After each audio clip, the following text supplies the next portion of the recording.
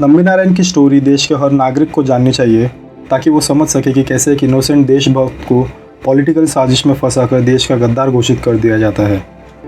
अब होता कुछ ऐसा है कि 1994 में मालदीव्स की रहने वाली एक लड़की मरियम रशीदा को तिरुवनंतपुरम से अरेस्ट किया जाता है। राशिदा पर इल्ज़ाम था कि उन्होंने इंडिजिनस क्रायोजेनिक इंजन के पिक्चर्स को पाकिस्तान को बेचा था। इसके बाद केरल पुलिस ने 1994 में तिरुवनंतपुरम से इसरो के टॉप साइंटिस्ट और क्रायोजेनिक इंजन प्रोजेक्ट के डायरेक्टर नम्बी नारायण समेत 2 और साइंटिस्ट डी शशि कुमार और डेप्यूटी डायरेक्टर के चंद्रशेखर को अरेस्ट किया। इसके अलावा रशियन स्पेस एजेंसी के Indian representative SK. Sharma, labour contractor और राशिदा के दोस्त फौजी हसन को भी अरेस्ट किया। इन सभी पर इसरो के इंडिजिनस क्रायोजेनिक रॉकेट इंजन की खुफिया इंफॉर्मेशन को पाकिस्तान समेत दूसरे देशों को बेचने का आरोप लगा था। इंटेलिजेंस ब्यूरो ने तब क्रायोजेनिक इंजन के डायरेक्टर रहे नम्बी नारायण से पूछताछ शुरू की। उन्होंने इन सब आरोपों को डिनाई किया और अपने साथ हो रहे प्लानिंग को एक बहुत बड़ी साजिश बताई। तब ये सब मामला उस टाइम की न्यूज़ में बहुत वायरल हो चुका था। उस टाइम की मीडिया ने भी नम्बी नारायण को देशद्रोही बताने में कोई कमी नहीं छोड़ी थी।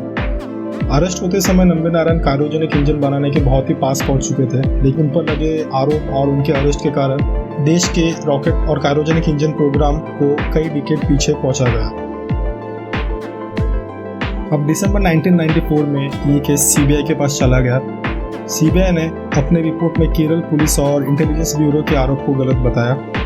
1996 में सीबीआई ने चीफ जुडिशियल मजिस्ट्रेट में फाइल एक रिपोर्ट में बताया कि पूरा मामला फर्जी है और लगाए गए सभी आरोपों के पक्ष में कोई भी प्रूफ नहीं है।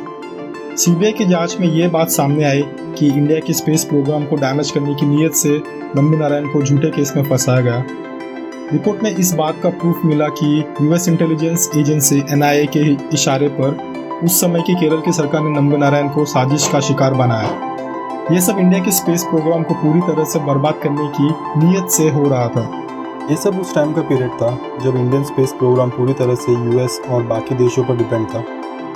इंडिया के आत्मनिर्भर होने से यूएस को होने वाले बड़े बिजनेस लॉस का डर था। एसआईटी के जिस ऑफिसर सीबी मैथ्यूज ने नम्बी नारायण के खिलाफ केस किया था, उसी ऑफिसर्स को कम्युनिस्ट केरल सरकार ने उस स्टेट का डीजीपी बना दिया।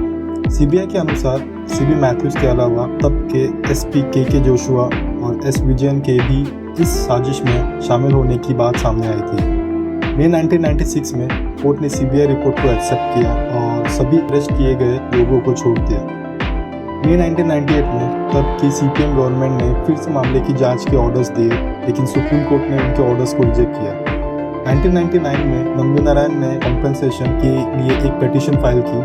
2001 में ह्यूमन राइट्स कमीशन ने केरल गवर्नमेंट को नम्बी नारायण को कॉम्पेंसेशन देने का ऑर्डर दिया, लेकिन गवर्नमेंट ने इसे चैलेंज किया। सुप्रीम कोर्ट में नम्बी नारायण की पिटीशन पर उन पुलिस ऑफिसर्स पर सुनवाई चालू हुई जिन्होंने उन्हें फॉल्स केस में फंसाया था।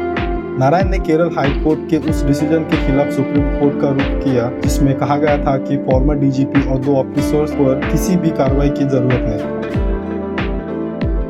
वैसे तो नम्बी नारायण 1996 में ही आरोप मुक्त हो गए थे, लेकिन उन्होंने अपने सेल्फ रिस्पेक्ट के लिए लड़ाई जारी रखी और 24 साल बाद सुप्रीम कोर्ट ने 14 सितंबर 2018 को उनके खिलाफ सारे नेगेटिव रिकॉर्ड्स को हटाकर उनके सम्मान को दोबारा बहाल करने का आदेश दिया। उस समय के चीफ जस्टिस दीपक मिश्रा की अगुवाई वाली जस्टिस एएम खानविलकर और जस्टिस डीवाई चंद्रचूड़ की 3 जजों की टीम ने केरल सरकार को आदेश दिया कि नम्बी नारायण को उनकी सारी बकाया रकम, मुआवजा और दूसरे लाभ दिए जाए।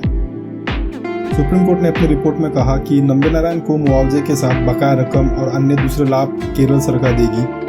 इसकी रिकवरी उन पुलिस ऑफिसर्स से की जाएगी जिन्होंने उन्हें जासूसी के झूठे मामलों में फंसाया। साथ ही सभी गवर्नमेंट रिकॉर्ड्स में नम्बी नारायण के खिलाफ दर्ज नेगेटिव कमेंट्स को हटाने का ऑर्डर दिया।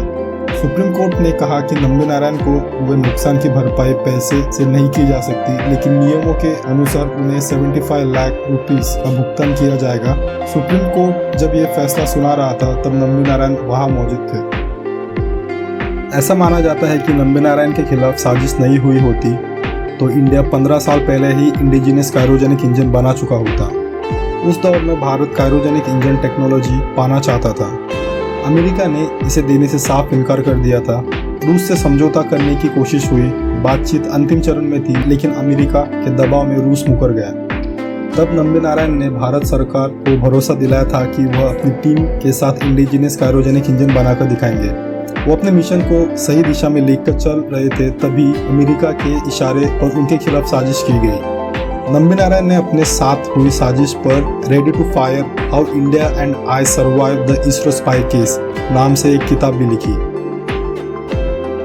और फाइनली 2019 में इंडियन गवर्नमेंट ने उन्हें India third highest civilian award Padma Bhushan से सम्मानित किया।